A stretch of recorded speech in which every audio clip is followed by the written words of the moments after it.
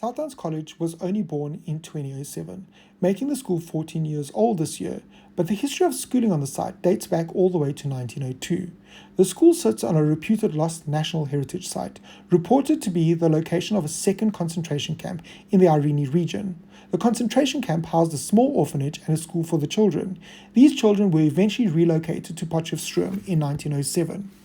The grit and resilience displayed by the early inhabitants of the area over 119 years ago formed the foundation on which greatness would be achieved in 2007. Although the original foundations of the school were at times shaky, the people attracted to the institution, both pupils and staff, were always the type of people that were willing to roll up their sleeves, get dirty, and make things happen at all costs. This has resulted in many victories over the years. The school's legacy has been built by people who are visionaries, trailblazers, and mavericks, who are willing to think creatively, do things differently, and think outside of the box. It took people like the Van der Bijl family who provided the land for construction, developers Jack Prentice, Trevor Glass, and Mahen Naidu, who constructed the school with Junaid Bassa, educationalist Mr. Chris Lee, who was also the former executive headmaster of Cornwall Hill College, who conceptualized the school, Mr. Dean Marsh, the preparatory school's first headmaster and overall first headmaster at the school, and Mr. Vernon Roerich, the high school's first headmaster, to make Southdowns College a reality. But after 10 years of having matrics, I would like to reflect on the first matric group of 2010 and the last of 2020. There are many parallels between these two groups. They both had challenging years, they both do not have access to the same privileges as other years, and they both had interrupted or compromised years. The first group of matrics were Abel Knobel and Byron Numdu. Yes, there were only two, and both were music pupils. Abel Knobel gave up his appointment as head boy at his school in Bethlehem to pursue his music dreams at Southdowns College, and Byron Numdu gave up a prestigious scholarship at St. Albans College to do the same. They both entered the school knowing that the structures that exist at most schools, prefects, prefect blazers, matric dancers, matric privileges, would not be present at Southdowns College, as they would be the first two matrics at the school. Although they were very aware of the realities, they still made the decision to come to Southdowns, knowing that it was the key to their futures, and the school's legacy is built on their shoulders. Both have subsequently pursued successful careers in music.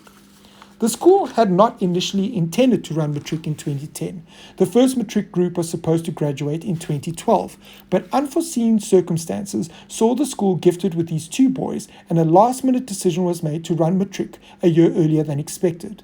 This placed major pressure on the staff to prepare for a year they had not intended to run.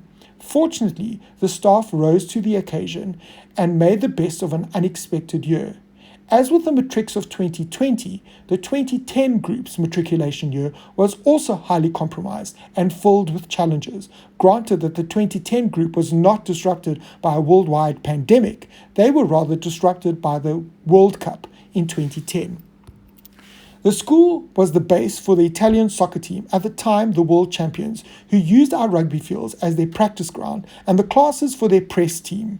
This meant that the children and staff were not allowed on campus for over a month in order to ensure the secrecy of the game, which is not dissimilar to 2020, and as a result the school terms were altered to accommodate this.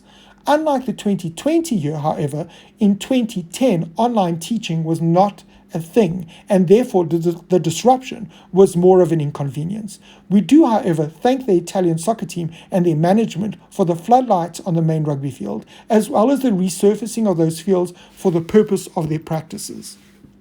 At the end of 2010, however, the distinction to pupil ratio was 4 distinctions per candidate, which is different to 1.6 in 2020, but once again there were only 2 students. Since then, we have had many great moments, with pupils reaching great feats on the fields, in the classrooms, and on the stages of the school and outside of the school. Our pupils have gone on to win major awards at local and international festivals and award ceremonies, including the Soul Train Music Awards, Grammy Awards, and Academy Awards. They have attended some of the most prestigious schools around the world, including the Berklee College of Music, and we have even had a Mandela Rhodes Scholar. We have had top sportsmen playing for the country and regional professional sports teams, and the successes keep on coming. Ultimately, the pupils of 1902, 2010, and 2020 have proven that titles, awards, accolades, privileges, and matric dances are not the foundation on which success is constructed, but rather that grit, determination, focus, discipline, and commitment are the foundational elements on which all long-term success is built, and that everything else is a nice to have. All recognition, gratitude, and credit go out to the founders and the staff from 2010 to 2021 for our school that continues to be a haven where students can do what they love. At the end of the day, it's important not to limit yourself. You can do whatever you really love to do, no matter what it is. Ryan Gosling.